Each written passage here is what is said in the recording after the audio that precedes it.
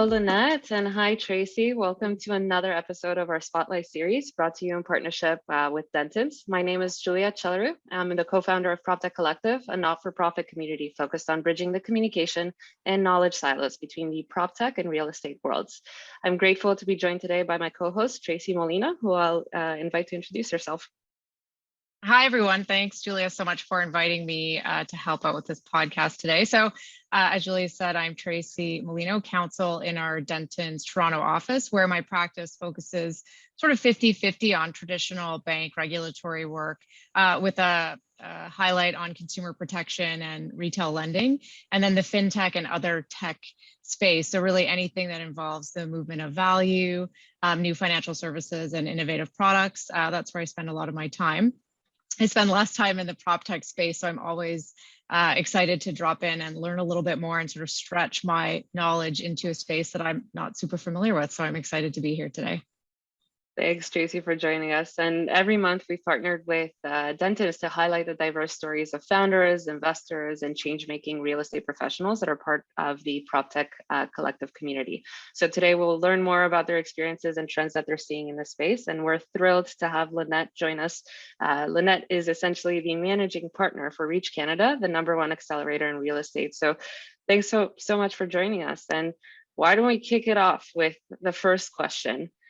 We'll go deep into your darkest secrets. I'm just kidding, but I'm just curious to learn more about your path to getting to where you are today.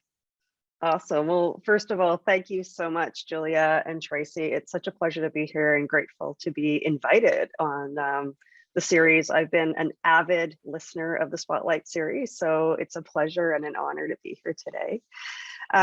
So yeah, my path and my journey, as I was just saying, an intro prior to recording. I probably should have saved a little bit of the background, but we'll do it again. I've had practice now. So I've really been in the real estate space for about 15 years here in Canada, but mostly on the association side of the business. So my background's actually in agricultural economics. I'm a prairie girl from Saskatchewan that grew up on a farm. And of course, that was the natural progression, but really got introduced to organization and organizational development and found myself introduced to an opportunity inside the Real Estate Association in Regina and really kind of fell in love with the real estate sector. I found it interesting and fascinating kind of how the industry was organized, everything from brokers to agents to how the associations managed listings and sales. And it was really my role to oversee technology for the association and how we evaluated and delivered what was becoming more of an online process at that time. So that was really kind of my introduction to this crazy world of what is now called PropTech. It wasn't called PropTech back then. It was just called technology and being on the internet. And so things have evolved quite substantially since those early days. So fast forward, the industry, like I said, has treated me really well. I had the opportunity to, really learn a lot about how the industry was organized, how technology was delivered.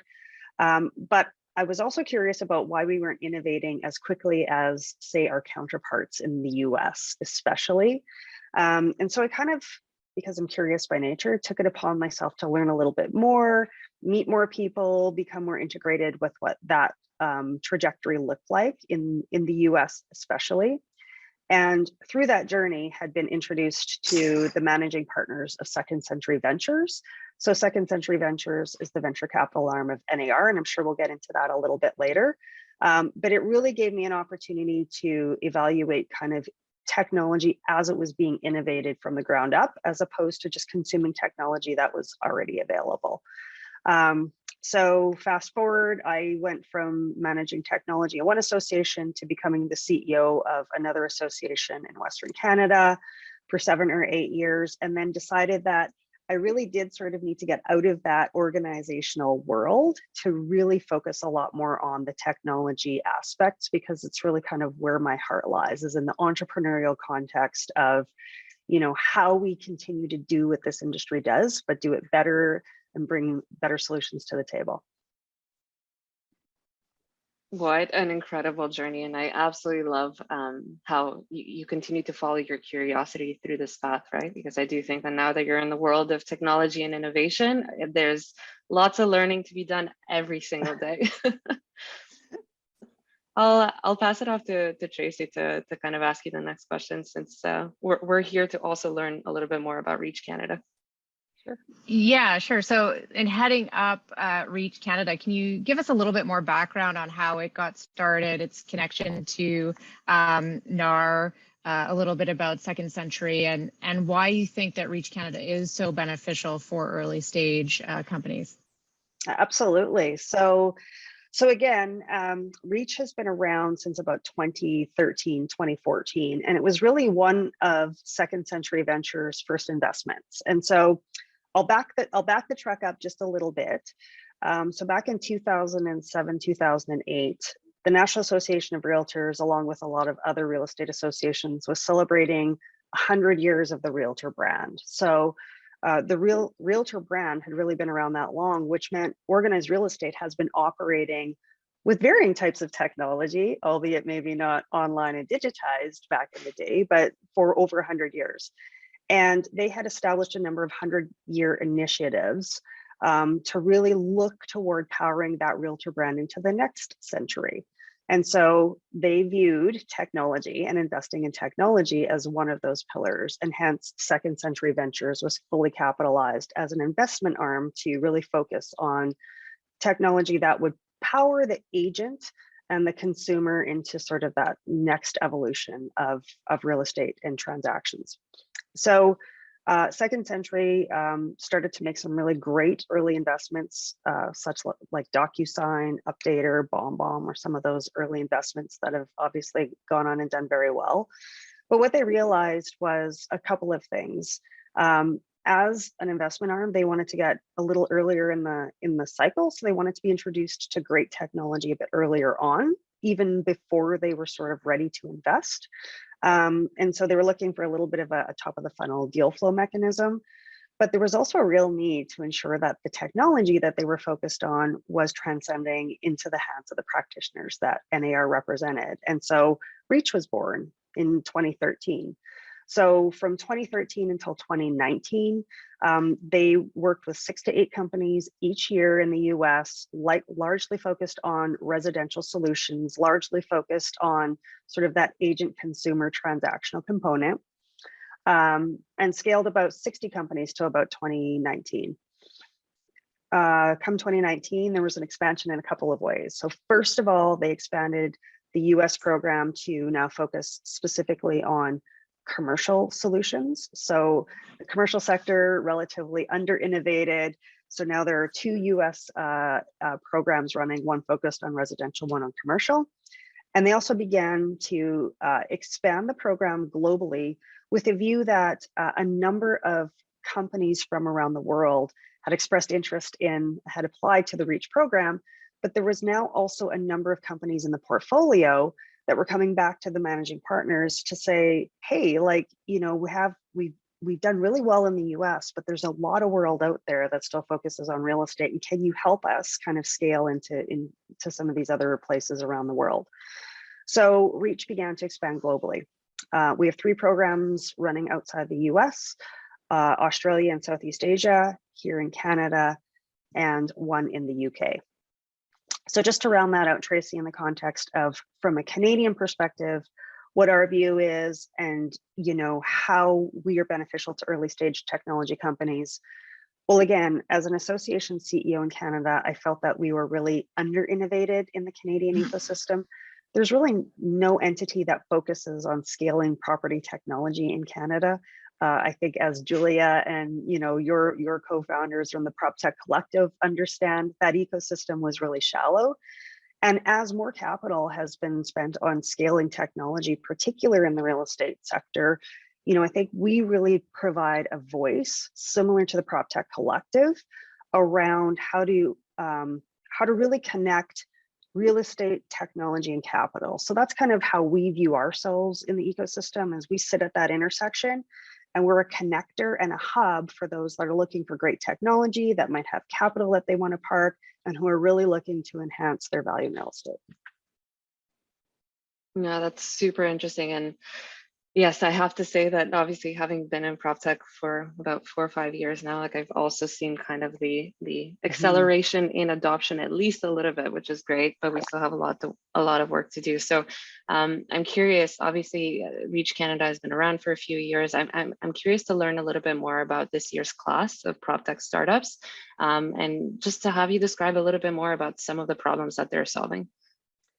Yeah, we're really excited about our class this year. And so maybe I'll just take a quick minute to sort of frame up how we select a class, because I Yeah. think, there's a little bit of, I mean, I get really excited about it, but there's a little bit of intent behind how we choose the companies that we work with in any given year. So first of all, typically we target anywhere between 6 and 10 investments every year. So 6 and 10 companies that we look to work with. And it's really based on a couple of very, very core components. First and foremost, they have to pass the no a-holes test, right? We just really want to work with good people. And here's the thing, founders are generally just really good people that want to solve good problems, right? So we have that test and it allows us to kind of like narrow it down, but only a little bit, because most of them are really great people. We want to work with them all.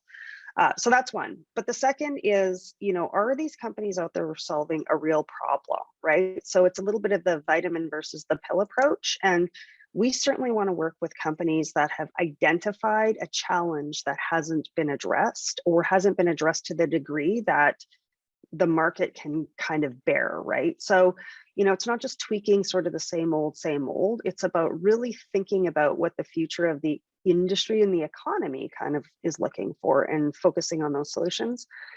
And the third part is, we really want the cohort of companies, whether it's 6 or 8 or 10, to really add value to one another. So we use this word accretive a lot in our world. So it's really about being accretive to one another. So we're looking for that 1 + 1 = 3 equation. We always want to solve that. And so that's sort of how we frame a class. This year, we are so excited because first of all, we were able to I want to say coerce, that's the wrong word. We were able to entice all 10 of the startups that we had targeted into our class, Amazing. kind of with that frame of reference. And so we're working with solutions kind of, I would say, across the spectrum from what we would call search to keys. So it's really everything from how does a real estate agent qualify leads for their business, sort of all the way through. Let me back up. First of all, it's through that rental process, right? That is almost always underestimated or undervalued. How do we ensure that people get access to great quality housing and homes? So we really are starting to expand what the spectrum looks like from that home ownership ladder point of view. So, we're working with rental listing agencies that really focus on educating consumers around how to save for home ownership, et cetera.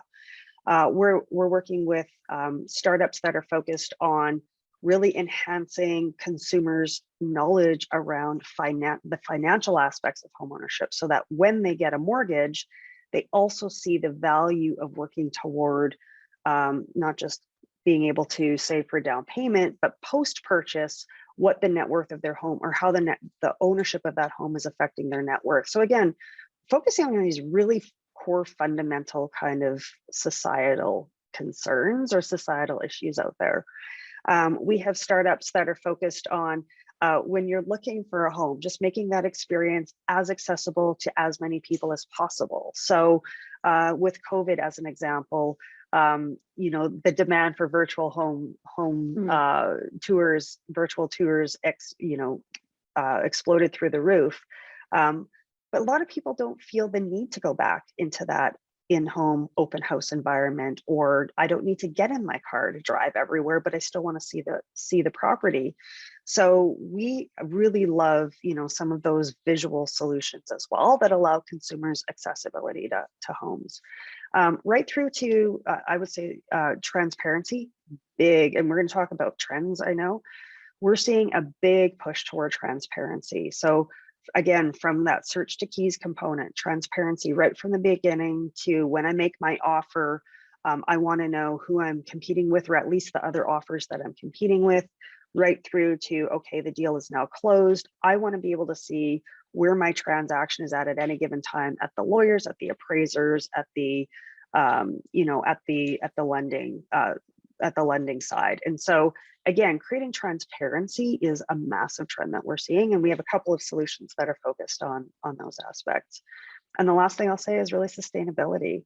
We think there's a whole, especially from a Canadian point of view, there's a lot of runway here. We have a lot of government funding that's being directed towards sustainability. And so we have a couple of companies in our portfolio right now that are focused on helping homeowners really address from an approachable way the sustainability aspects of their home right now. Super interesting. And I love the fact that you're kind of, the journey that you say from like search all the way to actually getting the keys and managing that entire process, because as you say, there's so many pockets of innovation that can happen right now. So we just have to support, I guess, the ecosystem to grow. And I also like the fact that you mentioned at the beginning, obviously it's a selection process to go through an accelerator program. And I have experience in going through this selection process, but I always find that when you're talking to founders, there's so many kind of accelerator programs that exist there, right? Like it's kind of now been like, okay, which one did you attend and why? So I guess as a question for you, as the founders wonder whether or not this might be the right accelerator program from them, is there any advice that you can give them around making a decision of whether or not they should apply to REACH? I think it's like a lot of things in life, Julia, kind of know what your objective is before you go in, right? And then do your homework. And so the way we approach our program at REACH is very, very bespoke. So again, I've talked about how we create the cohort. That's very bespoke. So, we don't have sort of this narrow window of this is only who we're going to work with and only these types of solutions, because we want that ability to have the ecosystem generate the value in and of itself.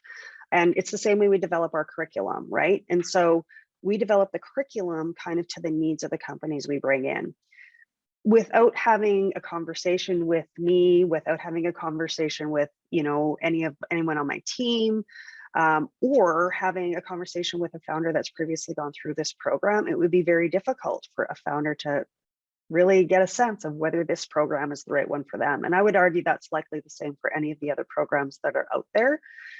However, it's super important, even when you're doing your homework, to know what your objective is. So is your objective growth? Is your objective, I really just need to get my house in order? Is your objective, I don't know where to start on the path, right? And every founder's at a little bit of a different phase. And I think the best thing any founder can do when you're evaluating a program is to be open about kind of where you're at, what you're hoping to accomplish, and also be really honest with yourself about what you don't know, right? Because I think, there's a lot of expectations around, I'm at a certain stage and I just need this. And so it's just being open to, sort of hearing back about where your best opportunities lie for growth. And so I think that's the biggest piece of advice I can give, is kind of get clear on what your objective is, and then do your homework and determine if it's the right fit for you in terms of where you're at, and also, are these people that I want to work with? Well put. I really appreciate that, and also the honesty, because I think that building up that self-awareness from not only the founding team, but also what the business needs is an important step, and even knowing what to ask for, right? So you got to have that first step. But absolutely. And this is so great, because I have so many questions that I feel like I could ask you, because I always say that I don't have a lot of exposure to prop tech, but then as you talk about it, as somebody who has really spent a concerted effort focusing their career on consumer financial education, consumer protection, the use of consumer analytics and data to help inform consumer decisions, there are obviously lots of touch points along that process, right, up to getting to keys that really I deal with on a daily basis, and think that there are probably lots of opportunities where I actually am more involved in a lot of the prop tech work than I think. But so I don't want to take us totally off track, but I think, working in the pay tech space, I see a ton of great ideas, tons of great ideas, and very little success. So, I think I'd be interested in hearing what you think some of the markers are that distinguish these sort of good startups from really great ones that make a real go of it in your industry, and what the differences are between them. Yeah, it's such a great question because there are so many variables, right? And, I think when it comes back to, and I think about the startups that have done very well in the REACH portfolio as an example, and I'll say, right back to 2013, there are some very, very consistent threads through there. First and foremost, it's always have a beginner's mindset, right? So it doesn't matter how successful you've been on this first leg of the journey. It's really about how much you need to learn to be successful on the next leg of the journey. And so, some of my favorite people that we have in this portfolio that have done really, really well have retained that and are still as humble today and as curious today as they were, when they first came into the program. And so I think that's a really important component for good founders, is that curiosity and that beginner's mindset and the willingness to learn from others around them, right? So always sort of seeking, feedback and, and iterating on the feedback as you're receiving it. Because I think, again, that's the other important component is your idea. My great ideas from where I sit today are based on my own personal experience, right? But if I'm not selling to somebody that's exactly like me, I'm probably the worst person to provide iterative feedback, right? So building in those measurement systems and getting feedback across your business, and being open to that, I think has been another hallmark of great founders, is building that into the culture of your business. Is feedback is a gift, and we take it and we iterate on the basis of that. And so I think, that's the other component. And the third is really that cultural piece, right? It's, the company from a founding perspective really has to emanate you. And so what is that what is that values and cultural path that you carve out for yourself, that your company, the people, the consumer, all of those that you interface with really understand and can buy into, right? And I think that's what makes the difference between great startups. I mean, other than that, if you look at all the other variables like capital and timing and, connections, anybody can access those, right? They're all equally available to everyone. And so, sure, there's a few elements of those things all being in the right place that can be helpful. But I think those core consistencies are really around values, consistency, the beginner's mindset, and really kind of iterating on feedback that you seek and receive. Yeah, I think those are great points. And I probably put it slightly differently, but I think we're probably talking about the same thing. And in a financial services space, and I suspect it's probably the same in the real estate sector, it's much more complex once you start to learn about it than it might seem at first. So something, that seems like an easily solvable problem from the outside, once you start digging, you realize a lot of smart people have tried to solve this in the past as well. And there's a reason why it's so complicated and tough to solve. So I think if you have that real beginner's mindset and you're also open to feedback, you can really learn from some of the mistakes or kind of the pitfalls maybe that other people have fallen into when they're trying to solve their problems. So building on that advice, what do you think are some of the biggest challenges for startups to scale up, particular to Canada, maybe as opposed to the US in particular? Yeah, and I mean, your points are super well taken, Tracy. I think, you're absolutely right. We've seen, a number of these nuts trying to be cracked over a number of years, right? And so timing is certainly a component as well. And I think it's, a lot like, a lot of great innovation in the world. The people that you are trying to innovate for need to be ready for it as much as you've developed the right thing, right? So it's less about it wasn't done right, or it wasn't done well, or didn't consider all of the complexities, because those things are kind of ever evolving, right? That's a very dynamic landscape. I think it's mostly around sort of mindset, as it is with most things, and timing, right? And I think that isn't more true than it is for the real estate sector today, especially in Canada. Again, traditionally been a lagged sector from an adoption point of view.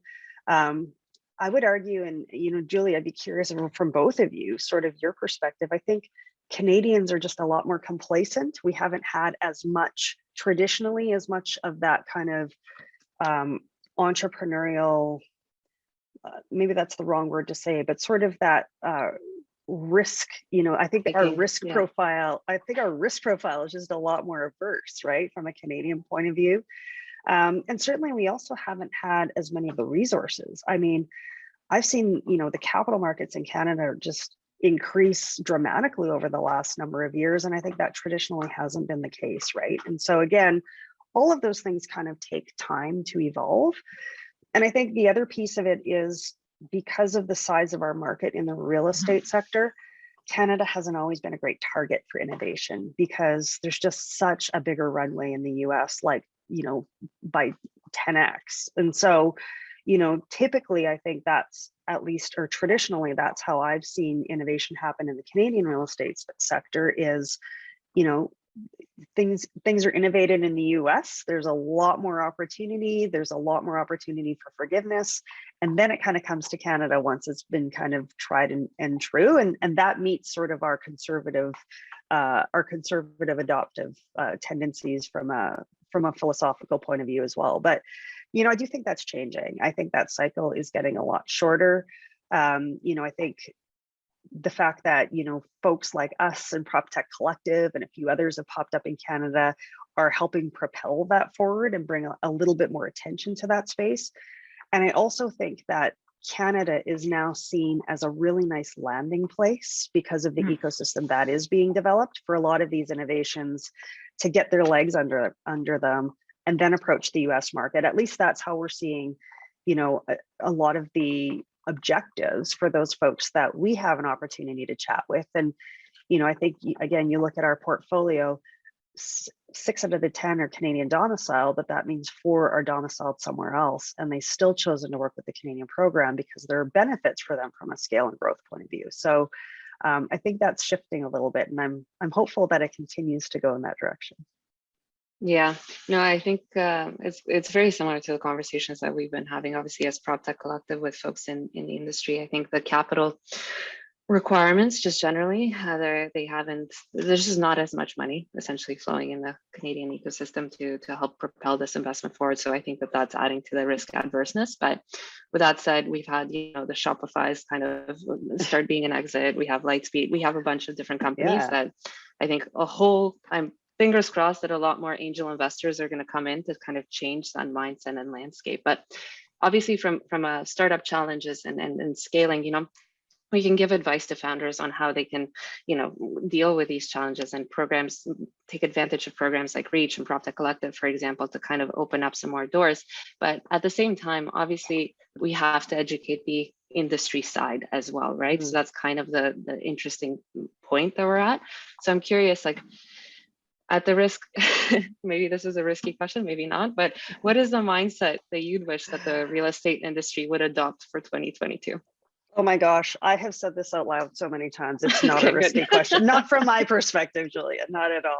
I mean, this was the mindset shift that I was, hoping to try and insight from the inside of the industry, right? Prior to, because I think it's so core and fundamental to, not just the success of the technology side, because I don't see them disparate. It's not technology versus the industry. Yeah.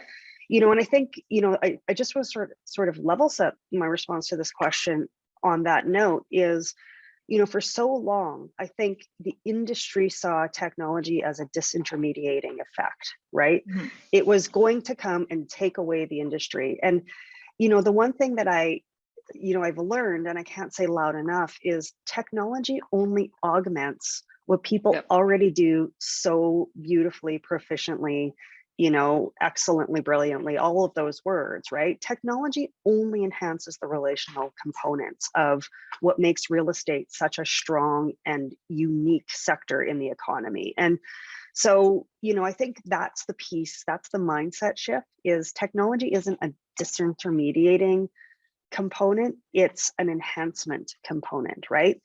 And it will only enhance everything that you're already doing really well if the industry, right down to the, you know, micro of an agent or, you know, somebody on the ground, really thinks about what are the things that I do well or could do better or need to do better, and how can technology facilitate that for me, right? So it's not about how do I go away or being afraid to adopt something because it will innovate you out of a role. It's about really looking at it in terms of powering your own growth forward. So I think that's the mindset shift. And the other piece that I'll put behind that is, you know, really investing, right? Because if the industry isn't investing in technology that's evolving, then somebody else is, because there's a lot of capital out there. And I think the industry for too long has sat on the sidelines and not been able to take advantage of the technology they do adopt in terms of benefiting from the returns that technology provides, right? And so we're seeing this a little bit in the US, again, not quite as much in Canada yet, but this is beginning in the US, where we have MLSs and associations that would typically be users of technology or facilitators of technology, now actually purchasing technology firms in some instances, investing their own equity and capital into technology that enhances their members' businesses, that enhances the businesses that they and the services they provide. And I think that's a piece of the mindset shift that I would encourage the Canadian landscape to also sort of think about, understand, and potentially even begin to go down the road of, because I know the industry has a lot of capital, and I think this is a place where you can see some return on that capital, is, you know, investing in the resources that are going to help power you forward in your business and in your sector. Yeah, and I think it's such a great point around disintermediation and the fear around that. And one of the things that I always think of in the financial services sector is, you know, the intermediaries didn't just arise because of inefficiencies in the system, right? There's a value add to that intermediation a lot of the time, and I think it can be very easy for founders and also for the intermediaries themselves to think of themselves exclusively as cost centers that need to be eliminated, instead of touch points that provide added value or that help reduce costs overall for the end user, or they provide an education component. So I think, you know, it's a really great way to look at it, that of course can be some inefficiencies, but that doesn't mean necessarily that the ideal system is, you know, completely disintermediated and is sort of direct to consumer for every single product. So I think that, you know, it's an equally strong point in the real estate sector for sure. But I think that, you know, the last sort of big idea question that I wanted to ask was just if there are any specific trends that really excite you about 2022, and why you find them so exciting. Yeah, I mean, there are so many, actually. Well, so many. I guess I can narrow it down to a couple, and a couple we've already talked about because we've focused on for our class of 2022. But, you know, I think the whole sustainability piece is really going to continue to evolve. And it's, you know, I think, you know, for some, it's sort of all wrapped up in the environmental components that COVID is now kind of fast tracked, and kind of safety and, you know, all of those aspects. And there is that bit of it from an environmental component, but it's really around sustainability. We're seeing a lot of consumers on the ground really demand, you know, access to sustainable products and sustainable mechanisms inside their home. And so it's really around, how do you innovate sort of that entire ecosystem of existing and new housing stock that's coming onto the market, right, to really fit into these sustainable buckets. And I think, like everything, there will be a little bit of a pendulum swing around, well, what does sustainability mean, right? And I think that's what's so exciting about this, is there's so much runway here. It will be fun to sort of see where we land on that, what is sustainable and what's, you know, what isn't sustainable. But certainly a lot of innovation coming out of the UK, out of Europe around this piece, and we're starting to see a lot more momentum around that in Canada especially. So exciting to see that. The second, and again, I know I mentioned this already, but we're hearing this sort of right across the industry ecosystem, sort of the consumer agent collaboration piece and transparency piece. Like, that's been on the radar for a long time, but I'm only now in the last sort of 12 months seeing that narrative kind of narrow in terms of what that really means. So for a long time we heard, oh, just a, one-stop shop platform, just a single platform. Well, for what, right? And I think what we're really starting to see is something that allows, again, the consumer to be more a part of that process, and for, their practitioners to be a more to that process as well. So ultimately, it's just a more holistic way of transacting real estate. We're seeing that a lot. And, Tracy, I know you mentioned that you focus a lot on sort of, the digital currency world. And I think that could be a component of it in the future. And so I think that trend is beginning now, but in ways that are really bringing more transparency into the current processes that we have in place, right? Which allows the entire ecosystem to gain confidence, so that, the evolution towards something a little bit more digitized becomes more acceptable. So I'm excited about that trend. And I think the third piece is really around, we've talked a lot around the affordability question, but it's accessibility to home ownership. And I think that's a trend that we're only going to continue to see evolve in a number of different ways, right? So everything from, different home ownership models to, different access to financing around home ownership, right through to something that isn't really on our radar yet, from a REACH perspective, but we're really beginning to research, is construction tech, right? Yeah. How can we evolve, technology around construction to make it, to really focus in on cost, to really focus in on speed to market, to address some of these bigger challenges that we have around supply and accessibility and affordability. And so I'm excited to see where that evolves, whether or not we're players in that. I think that's a trend we see coming on as well. Yeah, I'm so excited because you're literally hopefully painting the future with your words right now, and more people are going to listen and want to make it happen, because I do believe that, yeah, sustainability, also construction tech in terms of affordability, and as well the transparency is really going to set a solid foundation for Proptech into the future. So thanks for sharing those words.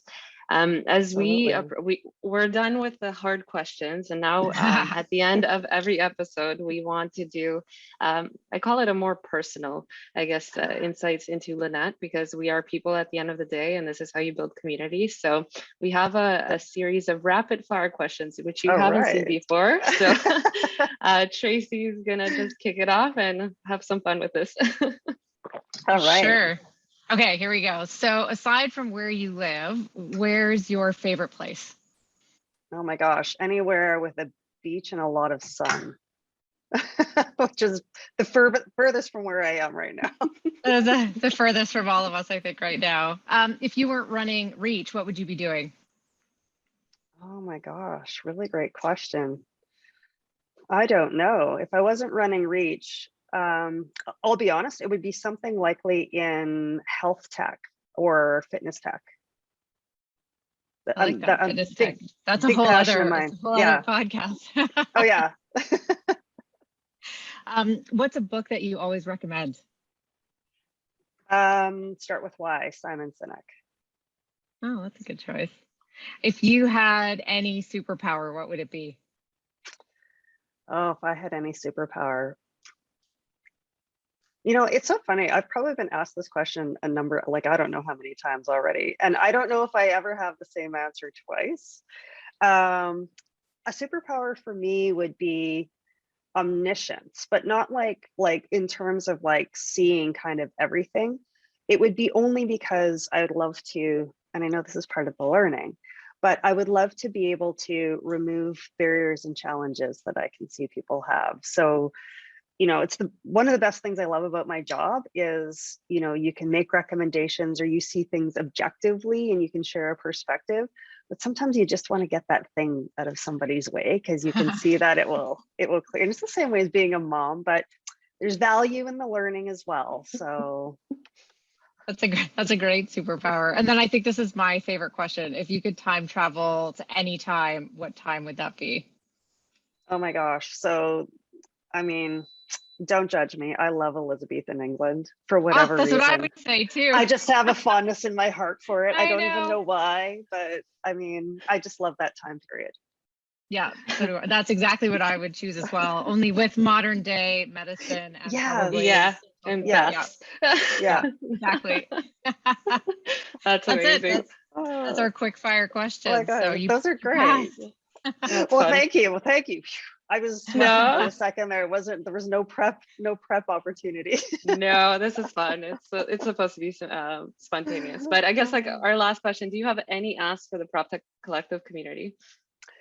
Well, you know, I feel like we are already so sort of in sync in terms of what we do. But what I love is we've kind of been running in parallel to one another. And so I would love for anybody of the PropTech community we would love to get to know you as well. And, you know, similar to what you and Courtney have done, Julia, with your ecosystem, we're really about just building ecosystem and making certain that our view is really the more lens we have into what's going on in the landscape, the more value we can add and create. And so if you're interested in just getting to know more about us, please reach out. If you're interested in mentoring our companies, whether you're inside the real estate industry or not, if you're working ancillary to the industry, please let us know. I know there's just so many kind souls out there who just want to help and be involved. And so we're always interested in bringing on new mentors.